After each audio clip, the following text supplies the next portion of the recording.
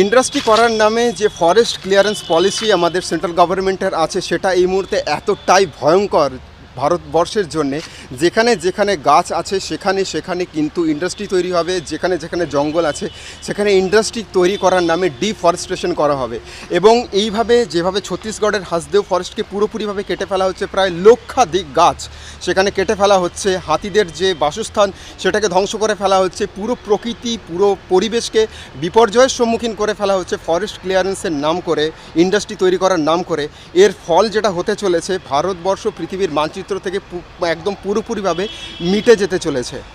কারণ প্রকৃতি এমনভাবে ভারতবর্ষে আমরা ধ্বংস করতে শুরু করেছি, যার ফলে এরপর কিন্তু হাতের বাইরে বেরিয়ে যাবে সমস্ত কিছু, তখন আমরা কিছু করতে পারবো না। তাই আপনারা কোশ্চেন করুন গভর্নমেন্টকে যে ফরেস্ট ক্লিয়ারেন্সের নামে যে ডিফরেস্টেশন করা হচ্ছে, ইন্ডাস্ট্রি তৈরি করার নামে যে ডিফরেস্টেশন করা হচ্ছে, তার এগেনস্টে কোথায় গাছ